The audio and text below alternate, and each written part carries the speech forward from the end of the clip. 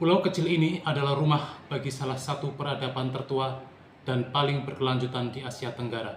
Dari pendiri Candi Megah, penakluk Nusantara, hingga penyebar Islam yang damai, Jawa selalu menjadi pusat kekuasaan.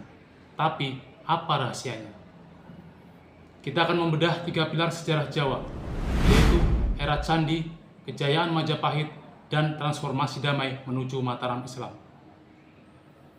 Ini deep dive ke dalam DNA politik dan budaya Nusantara.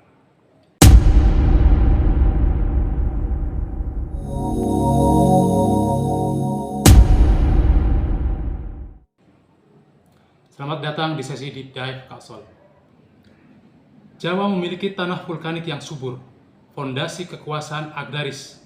Kekuatan Jawa berasal dari sistem pertanian padi yang intensif, didukung oleh gunung-gunung berapi. Ini memungkinkan populasi besar dan surplus makanan bahan bakar untuk membangun kerajaan. Pembangunan candi raksasa seperti Borobudur, sebuah mahakarya Buddha Mahayana, dan Prambanan, kuil Hindu Siwa, dalam kurun waktu yang berdekatan oleh Kerajaan Mataram kuno di Jawa Tengah abad ke-8 sampai ke-10 adalah bukti nyata dari 2 aspek utama peradaban mereka, yaitu toleransi beragama dan kecanggihan arsitektur. Koeksistensi damai monumen-monumen ini menunjukkan bahwa elit politik Mataram mampu menaungi, bahkan mendanai berbagai aliran kepercayaan, mencerminkan masyarakat yang majemuk dan harmonis. Sementara itu, skala monumental, detail relief yang rumit, dan teknologi konstruksi yang bertahan ribuan tahun membuktikan tingkat penguasaan ilmu pengetahuan, seni, dan teknik sipil yang luar biasa tinggi pada masa tersebut. Setelah itu, kerajaan di Jawa Timur seperti Kediri pada abad ke-11 melanjutkan tradisi literatur dan seni, menghasilkan karya-karya sastra klasik Jawa.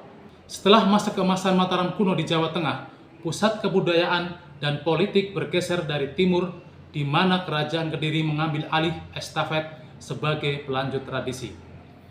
Periode Kediri ini sangat menonjol sebagai zaman keemasan literatur Jawa klasik.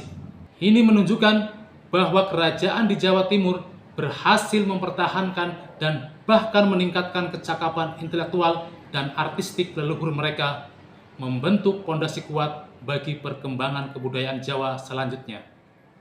Pada abad ke-14, di bawah Raja Hayam Wuruk dan Mahapatih Gajah Mada, Majapahit mencapai puncak kekuasaan. Majapahit bukan hanya kerajaan agraris tetapi juga maritim yang menguasai jalur perdagangan. Namun, kekacauan suksesi dan perang saudara pada akhirnya melemahkan kekaisaran ini. Puncak kejayaan Nusantara dicapai oleh kerajaan Majapahit pada abad ke-13 hingga ke-15 sebagai imperium maritim yang luas. Namun, fondasi kerajaan melemah akibat konflik internal dengan Perang Paregreg pada tahun 1404 sampai 1406. Ini menjadi contoh peristiwa krusial. Perang saudara antara Raja Wikramawardhana dan Bre Wirabumi ini menguras sumber daya dan memecah belah kesatuan politik Majapahit yang secara signifikan mempercepat proses keruntuhan total imperium tersebut. Transisi ke Islam di Jawa unik. Ia menyebar secara damai melalui pedagang dan ulama karismatik yang dikenal sebagai Wali Songo.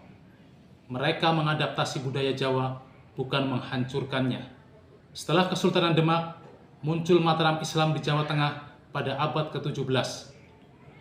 Di bawah Sultan Agung, Mataram menjadi pusat budaya dan politik Islam yang mencoba mengusir VOC Belanda. Sejarah Jawa adalah siklus kekuasaan yang berpindah dari satu dinasti ke dinasti lain, dari satu agama ke agama lain, tetapi selalu menjaga Jawa sebagai jantung peradaban. Kekuatan ini kini menjadi warisan budaya Indonesia. Menurut Anda, mana sosok yang paling menentukan nasib Jawa? Gajah Mada atau Sultan Agung? Tulis argumen Anda tentang penguasa terbaik Jawa di kolom komentar. Dan jangan lupa subscribe.